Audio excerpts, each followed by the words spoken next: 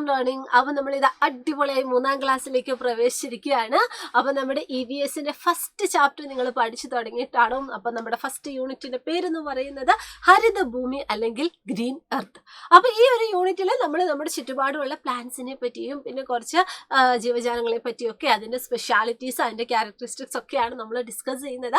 അപ്പോൾ വളരെ ഇമ്പോർട്ടൻ്റ് ആയിട്ടുള്ള ഒരു ടോപ്പിക്ക് നിങ്ങളുമായിട്ട് ഷെയർ ചെയ്യാനാണ് ഇന്ന് മിസ് വന്നിരിക്കുന്നത്. അപ്പോൾ നിങ്ങളെല്ലാവരും എന്ത് ചെയ്യുക, ഈ ഒരു വീഡിയോ മുഴുവനായിട്ട് കാണാൻ വേണ്ടി ശ്രമിക്കുക. പിന്നെ ഇഷ്ടപ്പെട്ടാൽ ജസ്റ്റ് ഒന്ന് ലൈക്ക് ചെയ്യുക കേട്ടോ.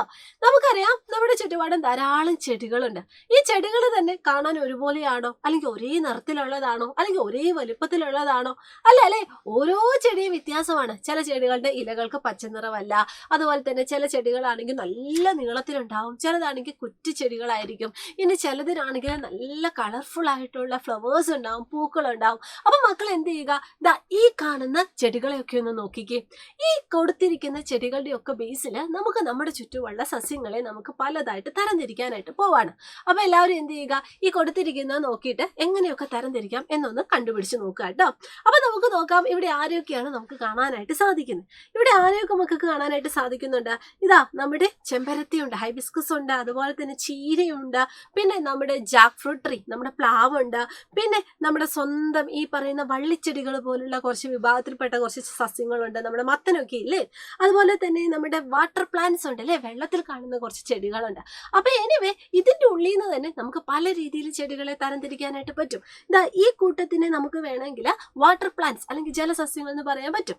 അതുപോലെ ഈ കൂട്ടത്തിനെ നമുക്ക് വള്ളിച്ചെടികൾ അല്ലെങ്കിൽ വൈൻ പ്ലാന്റ്സ് എന്ന് പറയാനായിട്ട് പറ്റും. പിന്നെ ഈ കൂട്ടത്തിൽ തന്നെ നമുക്ക് ചെറിയ ചെടികൾ, കുറ്റിച്ചെടികൾ കാണാനായിട്ട് പറ്റും, ഔഷധ ചെടികൾ കാണാനായിട്ട് പറ്റും, പിന്നെ വലിയ മരങ്ങളും കാണാനായിട്ട് പറ്റും. അപ്പൊ നമുക്ക് എന്ത് ചെയ്യാം, ഇതിൽ ഓരോന്നിന്റെയും കുറച്ച് സ്പെഷ്യാലിറ്റീസ് നമുക്കൊന്ന് പഠിച്ചു നോക്കാം. ആദ്യം നമുക്ക് എന്തെടുക്കാം, ഹെർബ്സ് അല്ലെങ്കിൽ ഔഷധികളുടെ പ്രത്യേകത ഏതൊക്കെയാണെന്ന് നോക്കാം. ഔഷധികൾക്ക് ഒരു ഉദാഹരണമാണ് നമ്മുടെ ചുറ്റുപാടും കാണുന്ന ചീര എന്ന് പറയുന്നത്. അതുപോലെ തന്നെ തുളസി, അതൊക്കെ എന്താണ്, ഔഷധ ചെടികൾക്ക് ഉദാഹരണമാണല്ലേ. അപ്പൊ ഇതിനെ നമുക്ക് എന്ത് പറയാം, ഹെർബ്സ് അല്ലെങ്കിൽ ഔഷധികൾ എന്ന് പറയാം. അപ്പൊ അവയുടെ പ്രത്യേകതകൾ എന്തൊക്കെയാണ്, അവയ്ക്ക് വെരി വീക്ക് ആൻഡ് തിൻ ആയിട്ടുള്ള സ്റ്റെംസ് ആയിരിക്കും, വളരെ ദുർബലവും നേർത്തതുമായ കാണ്ഡമായിരിക്കും. അതുപോലെ തന്നെ നോ ഡീപ്പ് റൂട്ട്സ്, അതായത് ആഴത്തിൽ വേരോട്ടമില്ല. ഇനി അവയുടെ ലൈഫ് സ്പാൻ എങ്ങനെയാണ്, ഷോർട്ടാണ്, അതായത് വളരെ കുറഞ്ഞതും മാസങ്ങൾ മാത്രം നീണ്ടു നിൽക്കുന്ന ആയുസാണ്. ഇനി അതുപോലെ തന്നെ അവയുടെ വലുപ്പം എങ്ങനെയാണ്, ചെറുതാണ്. അപ്പൊ ഔഷധികൾ അല്ലെങ്കിൽ ഹെർബ്സിന്റെ കുറച്ച് പ്രത്യേകത പഠിച്ചല്ലോ. അങ്ങനെയാണെങ്കിൽ നമുക്കിനി എന്ത് നോക്കാം, ഷ്രബ്സ് അല്ലെങ്കിൽ കുറ്റിച്ചെടികൾ നോക്കാം. അപ്പം അവയുടെ പേര് പോലെ തന്നെ ചെറിയ ചെടിയാണ്, കുറ്റിച്ചെടികളാണ്. അപ്പൊ അവയുടെ കുറച്ച് സ്പെഷ്യാലിറ്റീസ് നോക്കാം അല്ലെ. എന്തൊക്കെയാണ്, അവയുടെ തണ്ടെന്ന് പറയുന്നത് എന്താണ്, സ്റ്റിഫ് ആയിട്ടുള്ള സ്റ്റെമ്മാണ്, അത്യാവശ്യം തടിയുള്ള അല്ലെങ്കിൽ കാഠിന്യമുള്ളതാണ്. അതുപോലെ തന്നെ അവയുടെ വലിപ്പം മീഡിയമാണ്. ഇനി അവയുടെ ലൈഫ് സ്പാൻ എങ്ങനെയാണ്, ഒരു 2 to 15 years, ഒരു 2 വർഷത്തിനുള്ളിൽ അല്ലെങ്കിൽ 2 to 15 വർഷക്കാലമായിരിക്കും അതിന്റെ ആയുസ്. ഇനി അതുപോലെ തന്നെ അവയുടെ സ്റ്റെം എന്ന് പറയുന്നത് നല്ല വലുപ്പത്തിനോ അല്ലെങ്കിൽ നല്ല കനത്തിനോ വളരുന്നതായിരിക്കില്ല. ഓക്കെ, അപ്പൊ നമ്മൾ 2 തരത്തിലുള്ളത് പഠിച്ചു. ഇനി നമുക്ക് അടുത്തത് പഠിക്കാം അല്ലെ. അടുത്തത് ഏതാണ്, ട്രീസ് അല്ലെങ്കിൽ മരങ്ങൾ, വലിയ മരങ്ങൾ. നമ്മുടെ ചുറ്റുമുള്ള ഈ പറയുന്ന മാവും പ്ലാവും ഒക്കെ അതിന് ഉദാഹരണമാണ്.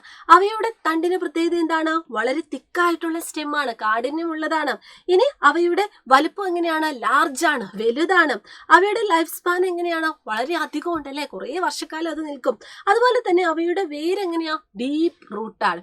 അപ്പൊ നമ്മൾ ഹെർബ്സ് പഠിച്ചു, ഷ്രബ്സ് പഠിച്ചു, അതുപോലെ തന്നെ ട്രീസ് പഠിച്ചു. അങ്ങനെയാണെങ്കിൽ അടുത്തത് നമുക്ക് വള്ളിച്ചെടികൾ നോക്കാം. വള്ളിച്ചെടികളുടെ കുറച്ച് ഉദാഹരണങ്ങൾ നിങ്ങൾ നേരത്തെ പരിചയപ്പെട്ടു, ഇതാ ഇവിടെയും നിങ്ങൾക്ക് കാണാനായിട്ട് പറ്റും. അപ്പൊ കുറച്ച് സ്പെഷ്യാലിറ്റീസും കൂടെ നമുക്ക് നോക്കണ്ടേ. എന്തൊക്കെയാണ്, അവയുടെ പേര് പോലെ തന്നെ അവ വള്ളികളായിട്ടാണ് പടരുന്നത്, ക്രീപ്പേഴ്സ് ആയിട്ടാണ് അത് പടരുന്നത്. അതുപോലെ തന്നെ അവർക്ക് നിവർന്നു നിൽക്കാൻ കഴിയത്തില്ല ഇല്ലേ, അത് they cannot stand up Elon.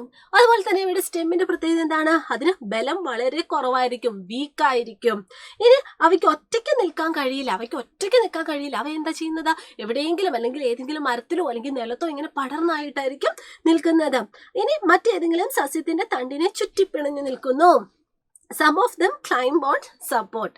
അപ്പൊ വള്ളിച്ചെടികളും നമ്മൾ എന്ത് ചെയ്തിട്ടുണ്ട്, പഠിച്ചിട്ടുണ്ട്. ഇനി അടുത്തതായിട്ട് നമ്മൾ പഠിക്കാൻ പോകുന്നത് എന്താണ്, വാട്ടർ പ്ലാന്റ്സ് അല്ലെങ്കിൽ ജലസസ്യങ്ങളാണ്. ജലസസ്യങ്ങൾ എന്ന് പറഞ്ഞാൽ എന്താ, ജലത്തിൽ വളരുന്ന സസ്യങ്ങളാണ് അല്ലെ. ജലസസ്യങ്ങൾ എന്ന് പറയുന്നത് നമ്മുടെ ലോട്ടസ്, അതുപോലെ തന്നെ വാട്ടർ ലില്ലി ഒക്കെ ഉദാഹരണങ്ങളാണ്. ഇനി അവയുടെ പ്രത്യേകത എന്താണ്, the leaves and flowers float on water Sarfaz. ഇലകളും പൂക്കളും വെള്ളത്തിൽ പൊങ്ങിക്കിടക്കുകയാണ് ചെയ്യുന്നത്. അതുപോലെ തന്നെ അവയുടെ തണ്ടുകൾ എന്ന് പറയുന്നത് നല്ല ഇലോങ്ങേറ്റഡ് ആണ്, നീണ്ട തണ്ടുകളാണ്. ഇനി ലീവ്സിന്റെ പ്രത്യേകത എന്താണ്? ദേ ഹാവ് വാക്സി കോട്ടിംഗ്, അതായത് മെഴുകു പോലുള്ളൊരു കോട്ടിംഗ് ഉണ്ട്, മെഴുകു പോലുള്ളൊരു ആവരണമുണ്ട്. അതെന്തിനാണ് സഹായിക്കുന്നത്? So water does not stick to the leaves. Okay, അപ്പൊ നമ്മൾ നമ്മുടെ ചുറ്റുപാടുമുള്ള ചെടികളെയാണ് നമ്മൾ ഇങ്ങനെ പല രീതിയിൽ നമ്മൾ തരംതിരിച്ചത്. അപ്പൊ ഈ ഒരു ക്ലാസ്സിലൂടെ നമ്മൾ ഇങ്ങനെയുള്ള കുറേ കാര്യങ്ങൾ പഠിച്ചിട്ടുണ്ട്, എല്ലാത്തിൻ്റെ സ്പെഷ്യാലിറ്റീസ് പഠിച്ചിട്ടുണ്ട്. മക്കളെല്ലാവരും നോട്ട് ഔട്ട് ചെയ്യണം, അതുപോലെ തന്നെ നിങ്ങളുടെ കൂട്ടുകാർക്ക് അയച്ചു കൊടുക്കുകയും ചെയ്യാം കേട്ടോ. അപ്പൊ ഇതിന്റെ ഈ ഒരു ക്ലാസ്സിന്റെ, അതായത് ഗ്രീൻ എർത്ത് ആ ഒരു ചാപ്റ്ററിന്റെ കംപ്ലീറ്റ് ആയിട്ടുള്ള ഒരു ലൈവ് ഇന്ന് കൃത്യം 7:30 നമ്മുടെ യൂട്യൂബ് ചാനലിലുണ്ട്. ഞാൻ വരുന്നുണ്ട്, നിങ്ങൾ എല്ലാവരും എന്ത് ചെയ്യുക, ഉറപ്പായിട്ടും അതിനകത്ത് വരണം. അടിപൊളിയായിട്ട് നമുക്ക് ഈ ഒരു ചാപ്റ്റർ പഠിക്കണം. അപ്പൊ എല്ലാ മക്കൾക്കും ആദ്യം best. Thank you so much. By.